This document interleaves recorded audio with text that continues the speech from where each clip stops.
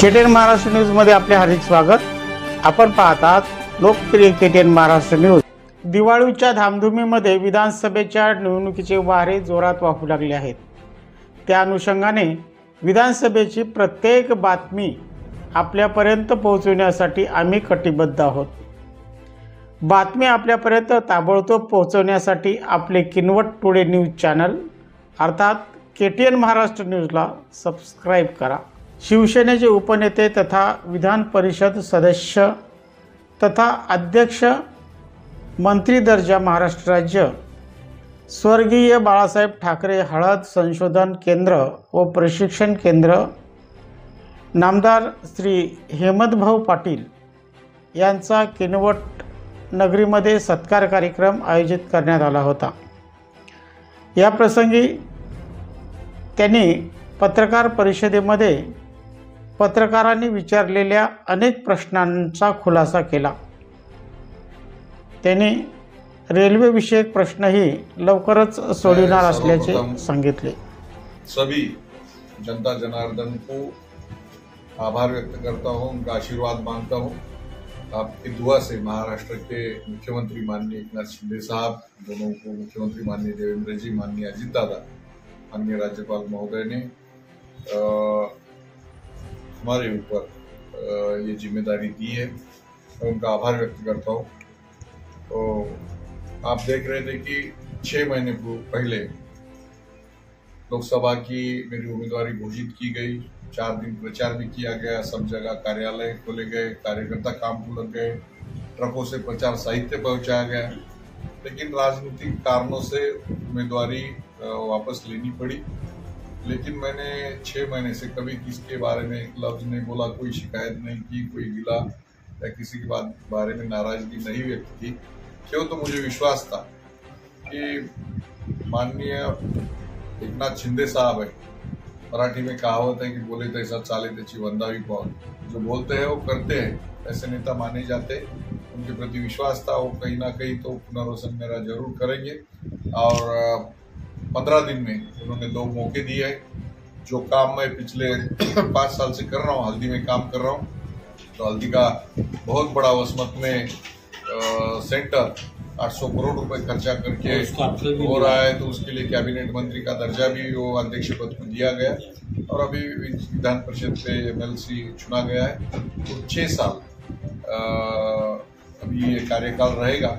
भले मैं लोकसभा का खासदार नहीं हूँ, लेकिन जो प्यार किनवट माहौल की जनता ने, मैं जिला प्रमुख था बचपन से, यहाँ आता हूँ पिछले 20-25 सालों से, सभी ने दिया है। सब कार्यकर्ता मेरे साथ वाले जो है बहुत प्यार लगाते, दिल लगाते, तो इनके लिए मैं बार बार आऊँगा। और यहाँ की समस्या है, मेरी समस्या है, जो किनवट की समस्या थी, जो बैरेज बंद पड़ा हुआ था किनवट का, तो मेरे कार्यकाल में सब उनकी मंजूरी हो गई। लेकिन परसों मैं कोई पोस्ट पे नहीं था, तो मैं उद्घाटन में नहीं था उस दिन। उनकेश्वर का बंधारा है, सहस्त्रकुंड का पेनगंगा के ऊपर 7 बंधारे, पूर्णा नदी पे 5 बंधारे, तो 1 लाख एकड़ जमीन हिंगोली लोकसभा की सिंचित करने का सौभाग्य मुझे जनता जनार्दन के आशीर्वाद से प्राप्त हुआ।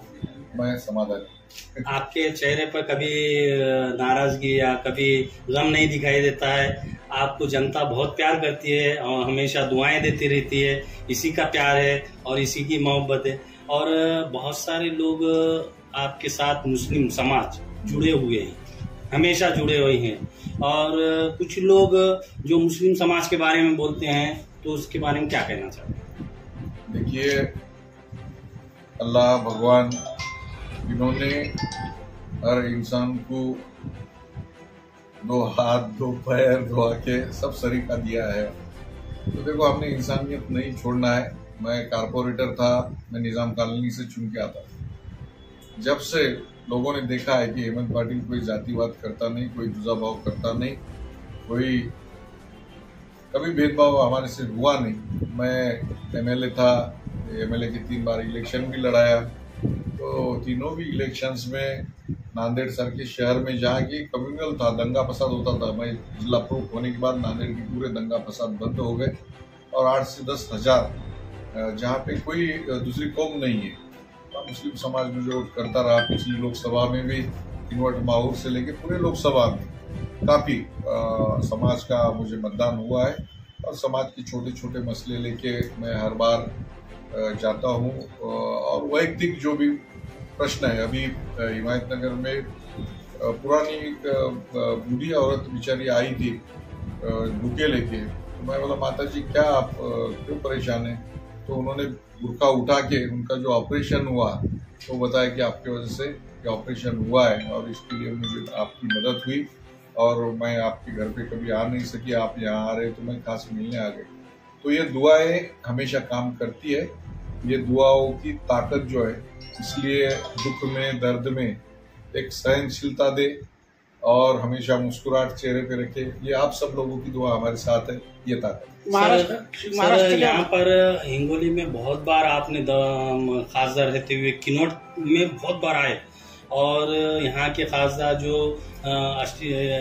अस्टिकर है तो एक ही बार आए, तो बहुत सारे तर्क की बातें हो रही थी कि हेमंत पाटिल बहुत बार यहाँ का किनौट का दौरा करे और अस्टिकर एक ही बार किए, तो इसकी क्या वजह थी? निवडून आल्यानंतर त्यांचं म्हणणं असं आहे की उनकी चुन के आके 6 ही महीने हुए हैं और अभी 4.5 साल उनके बाकी है, तो कार्यकाल में आएंगे जरूर।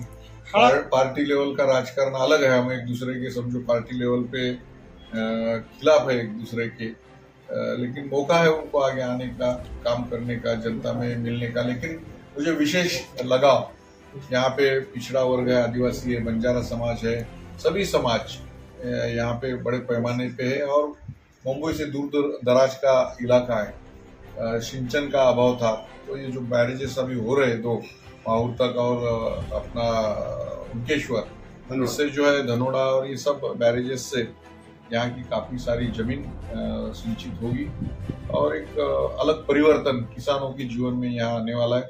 आपने देखा कि पिछले 5 साल में कुछ काम बंद पड़े हुए थे, जैसा कि किनौट माहौर जो मेरे कार्यकाल में पूरा हुआ, माहौर से लेके आगे जो हाईवेज है जो बंद पड़े हुए थे, तो माननीय गडकरी साहब ने बहुत सारी हेल्प की है और उनकी वजह से हदगांव तक का पूरा जो रास्ता है अभी ठीक हुआ है और बहुत सारे काम ब्रिजेस है, जैसा बोंडगवान का ब्रिज है, बोंडगवान का ब्रिज काफी सालों से मांग थी, जो नागपुर का डिस्टेंस हमारा 40 किलोमीटर कम हो रहा है, वो ब्रिज को भी मान्यता दी गई। रेलवे के काफी सारे मसले थे, हमारे तिरुमलवान साहब यहाँ के मसले उठाते हैं, तो ये सब मसले उठाने का मौका मुझे जनता की वजह से मिला, इसलिए बार बार मैं आना चाहता हूँ, मिलना चाहता हूँ, सब लोग प्यार देते तो आनंद लगता है यहाँ पे। हळद विकास परिषदेवर आपल्या अध्यक्षपदी निवड झाली, तुम्हाला शुभेच्छा। महाराष्ट्र लेवलवर त्याचं कशा प्रकारे तुम्ही त्याचं नियोजन करणार आहात? ते कुठं कुठं अशा प्रकारे, जसं वासमतला तुम्ही मोठा कारखाना उभा केला, तसं कुठं कुठं महाराष्ट्रामध्ये काही नियोजन वगैरे तुमचं? मी जनतेच्या आशीर्वादानं खासदार झाल्यानंतर मला केंद्रामध्ये स्पाइस बोर्डावर काम करायची संधी मिळाली। या हिंदुस्थानामध्ये 52 मसाले हे आयडेंटिफाईड मसाले आहेत, त्याच्यामध्ये हळद या पिकाचा समावेश आहे। हळद हे पीक साधारणतः महाराष्ट्रामध्ये मोठ्या प्रमाणामध्ये पिकायचं असं मला माहित होतं आणि मी ज्यावेळेस या स्पाइस बोर्डांच्या कार्यालयांना भेट द्यायला गेलो, तिथलं काम बघायला गेलो, rubber board, tea board, coffee board, fire board, तर तिथे 20-20 हजार कोटी रुपयाचे एक्सपोर्ट त्या बोर्डांचा होता। तिथून तिथल्या शेतकऱ्यांचं जीवनमान हे अतिशय समृद्ध झालेलं मला दिसलं। परंतु हिंगोलीमध्ये बघायचो की मोठ्या प्रमाणामध्ये हळद आहे, परभणी असेल, नांदेड असेल, बाजूचा आदिलाबाद असेल, निजामाबाद जिल्हा असेल, हे 7-8 जिल्ह्यामध्ये मोठ्या प्रमाणावर हळद आहे, परंतु याच्यासाठी कुठल्याही प्रकारचं बोर्ड केंद्र शासनाचं नव्हतं। मी प्रयत्न केला, परंतु त्यावेळेस ते होऊ शकलं नाही। नंतर दादा भुसे कृषी मंत्री असताना त्यांना विनंती केली की असं बोर्ड आपण महाराष्ट्रात केलं तर हळद उत्पादक पिकाच्या शेतकऱ्यांना मदत होईल। त्यांनी त्यावेळेस एक अभ्यास समिती नेमली, त्या अभ्यास समितीचा अध्यक्ष मीच होतो। साधारणतः 28 बैठका महाराष्ट्रातले सगळे कृषी शास्त्रज्ञ, तज्ज्ञ लोक, हळदीमध्ये काम करणाऱ्या लोकांच्या घेण्यात आल्या। त्यातून आम्ही जो काही रिसर्च स्टडी दिला तो महाराष्ट्र शासनाने स्वीकारला। त्या अंतर्गत 65 एकर जमीन आणि 100 कोटी रुपये महाराष्ट्र शासनाने दिले। वसमतमध्ये 65 एकर जमिनीवरती ते काम चालू झालेलं आहे आणि तिथं आपण बघता की कंपाऊंड वॉल चालू झालेलं आहे, ऑफिसेसची कामं चालू झालेले आहेत आणि येत्या 2 ते 3 वर्षामध्ये हे काम पूर्णत्वास जाणार आहे। यामध्ये प्रामुख्यानं पंतप्रधानांचं जे काही स्वप्न होतं इन्कम डबलिंगचं, आपल्याकडे 15 ते 20 क्विंटल यील्ड येणारी हळद आहे। आम्ही जे काही बेणे तयार केलेले आहेत नवीन, त्याच्यामध्ये 35 ते 40 क्विंटल हळद येणार आहे. त्याचबरोबर कर्क्युमिन कंटेंट आंतरराष्ट्रीय बाजारामध्ये कर्क्युमिन जास्त असेल अशा हळदीला जास्त भाव आहे. आपल्याकडे सेलम आणि वायगाव हे वाण होतं. या वाणामध्ये 2 ते 2.5 कर्क्युमिन कंटेंट होतं. आता जे काही नवीन प्रजाती आम्ही मेघालयाहून लॉकडाऊन आणली, केरळातून आलेपी फिंगर टर्मरिक आणले, या प्रजातींचं आपल्या प्रजातींशी ब्लेंड करून बाबा अटॉमिक रिसर्च सेंटरमध्ये नवीन प्रजाती निर्माण केल्या. यावर्षी 4 लाख रोपं त्याचे तयार केले. तर त्या माध्यमातून कर्क्युमिन कंटेंट 5 ते 5.5 झालेलं आहे. त्याच्यामुळे भाव सुद्धा शेतकऱ्यांना दुप्पट मिळणार आहे. आणि ज्या पद्धतीने ऊसाच्या कारखान्यामध्ये ऊस आपण घेऊन जातो तशा पद्धतीने ओले हळदखंड तिथं प्रक्रिया करायला आपल्याला नेता येतील, जेणेकरून पर एकर जो 15 ते 20 हजार शेतकऱ्यांचा खर्च आहे हळद उकळवणे वाळवणे तो खर्च कमी होईल. आय रेडिएशन सेंटर मराठवाड्यात पहिलं उभं करतोय, जेणेकरून इम्पोर्ट एक्सपोर्ट करणारे जे काही शेतकरी आहेत त्यांना आय रेडिएट झालेली हळद लागते. त्या विकरिंग तंत्रद्वाराद्वारे त्याचे विषाणू पूर्ण मारल्या जातात. त्याच्यामध्ये जे काही खताचे अंश येतात ते दूर केले जातात. असं मोठं काम तिथं होतंय. प्रयोगशाळा मोठमोठाल्या, टिश्यू कल्चरच्या शास्त्रज्ञांसाठी व्यवस्था, विद्यार्थ्यांसाठी व्यवस्था, असं एक अद्ययावत 800 कोटी रुपये खर्च करून हे हळदीचं संशोधन केंद्र उभं राहतं. आपण खासदार होता त्यावेळेस या ठिकाणी तुमचा राजीनामा देऊन तुम्ही दिल्ली या ठिकाणी उपोषणाला बसला होता 1 दिवस वगैरे. तर आता जरांगे पाटील होते त्यांच्या मतावर ठाम आहेत. तर मराठा समाजाच्या आरक्षणाविषयी आपलं काय म्हणणं आहे? बघा, मराठा समाजाला आरक्षण मिळालं पाहिजे असं सगळंच म्हणतो, परंतु ते कशा प्रकारे मिळवता येईल याच्यासाठी काही लोक काम करतायत, काही लोक देखावा करतायत, काही लोक राजकीय दृष्ट्या मागण्या करतायत, काही सामाजिक दृष्ट्या मागण्या करतायत. परंतु त्यावेळेस आंदोलकांनी मला अडवलं, मला सांगितलं की आपण राजीनामा द्या. मी राजीनामा द्यायला इथंच नाही, देशाच्या जे काय आमचे लोकसभेचे अध्यक्ष आहेत संसदेचे त्यांच्या अध्यक्षांकडे मी तो राजीनामा दिला. आणि मी तिथं शिवाजी महाराजांच्या पुतळ्यासमोर 1 दिवसाचं उपोषण केलं. मी जसा बोलतो तसा चालतो. मी या देशातला एकमेव खासदार आहे लोकसभा अध्यक्षाकडे राजीनामा देणारा. आणि आपल्याला माहित आहे की त्यामुळे बरीच हालचाल झाली, दिल्लीमध्ये हालचाल झाली. दिल्लीमध्ये पहिलं माझं उपोषण होतं. याच्या पूर्वी समाजासाठी दिल्लीमध्ये आजपर्यंत अजून उपोषण झालेलं नाही. तर निश्चित समाजाला आरक्षण मिळालं पाहिजे. त्याचं राजकारण कोणी करता कामा नये आणि निवडणुकीचं राजकारण करता तर मुळीच कामा नये. कारण समाज वेगळी गोष्ट आहे आणि निवडणुका हे वेगळ्या गोष्टी आहेत. निवडणुकीच्या कार्यकालामध्ये वेटीज धरून त्याचं वेगळं राजकारण करणार असतील तर निश्चित मला वाटतं की कुठलाही समाज तो ऐकत नाही. कारण जो समाज बहुसंख्यान आहे त्या समाजामधले अनेक लोकप्रतिनिधी सुद्धा निवडणुकीला उभे राहणार आहेत. त्यांचे सुद्धा नातेगोते मराठा समाजाचे आहेत. त्यांना मानणारा वर्ग मराठा समाजाचा आहे. त्यामुळे जो सामाजिक काम करतो त्यांना सामाजिक काम करावं, त्यांनी राजकारण करू नये. अभी का विधानसभा चालू है, इस विधानसभा के बारे में क्या कहना चाहते हैं? किनवट माहूर विधानसभेमध्ये मोठ्या प्रमाणामध्ये शिवसेनेची ताकद आहे. गावागावामध्ये अनेक शाखा आहेत, शहरामध्ये अनेक ठिकाणी आमच्या शाखा आहेत. आतापर्यंत 1990 साली ही जागा वरुण राठोड यांनी लढवलेली होती. त्यावेळेस शिवसेनेकडे होती, मध्यंतरी आमच्या मित्र पक्षाकडे गेली. परंतु यावेळेस आम्ही ही जागा शिवसेनेला मिळावी अशा पद्धतीची मागणी माननीय मुख्यमंत्र्यांकडे केलेली आहे. आणि निश्चित शिवसेनेला ही जर जागा मिळाली तर आम्ही ताकदीने इथला आमदार शिवसेनेचा युतीचा आम्ही करून टाकू. शेवटी निर्णय हा हायकमांडच्या हातात आहे. वरच्यांनी ठरवल्यानंतर युतीचा जो कोणी उमेदवार देतील त्यांचा आम्ही सगळेजण मिळून प्रचार करणार आहोत. किनवट और माहौर की जनता क्या कहना चाहती है? किनवट और माहौर की जनता को मैं आशीर्वाद मांगना चाहता हूँ कि आप सबने आशीर्वाद दिया, इसलिए काम करने का काफी मौका मिला है. और ये आशीर्वाद प्यार बरकरार रखे, कायम रखे. मैं भला ही खासदार नहीं हूँ आज, लेकिन अभी मैं विधान परिषद का आमदार हूँ और महाराष्ट्र मेरा कार्यक्षेत्र है. तो मैं बार बार यहाँ पे आऊँगा. आपकी जो जो छोटी छोटी समस्या है वो उलझाऊंगा. कार्यालय मेरा अभी भी सुनील गरड़ यहाँ पे देखता है. तो जो भी छोटी चीजें हैं, कुछ भी मसले, हक से आप आइएगा, बोलिएगा. नांदेड़ आइएगा, SMS कर दीजिएगा, फोन कर दीजिएगा. सर, नुकतीच साऊथ सेंट्रल रेल्वेमध्ये खासदारांची बैठक झाली. तर किनवट रेल्वेच्या रेल्वे समस्या संदर्भात विद्यमान खासदारांनी थातूर मातूर असं पत्र दिलं. त्याची व्यवस्थित मांडणी सुद्धा केली नाही. एकच प्रश्न विचारला, या समस्या खूप गंभीर आहेत. म्हणजे आता ही जी महत्वाची इंटरसिटी नांदेड जाणारी एकच गाडी आहे सकाळी, ती मुदखेडपर्यंतच चालत आहे मागच्या आठवड्यापासून. यामुळे नागरिक खूप त्रासत आहे. याबाबत आपण काय या संदर्भामध्ये किनवट आणि या भागातले नागरिक मोठ्या प्रमाणामध्ये नोकरीसाठी, काही विद्यार्थी कॉलेज शाळांसाठी नांदेडला येणं जाणं करतात.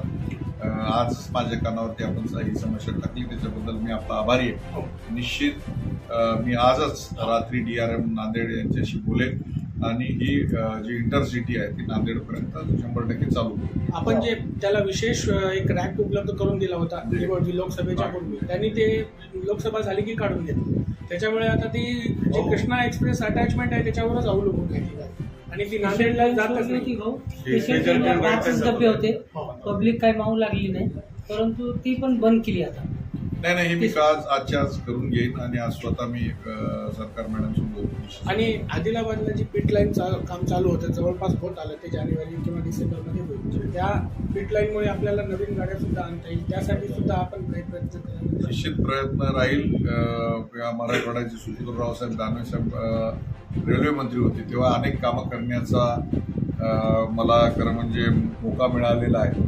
हिंगोलीला भारत देश स्वतंत्र झाल्यानंतर हिंगोलीपासून मुंबईला गाडी नव्हती, परंतु हिंगोली मुंबई ही सेपरेट गाडी चालू जी आहे माननीय रावसाहेब दानवे साहेबांमुळे ती चालू झालेली आहे. निश्चित रेल्वेचे जे काही प्रश्न आहेत ते याच्या पुढे सोडवले जातील आणि वैयक्तिक जातीनं स्वतः DRM कडे जाईल. धन्यवाद. परिसरातील घडामोडी पाहण्यासाठी पाहत रहा KTN महाराष्ट्र न्यूज. बातमी पसंत असल्यास चॅनल सबस्क्राईब करा, लाईक करा व पुढील ग्रुपवर शेअर करा.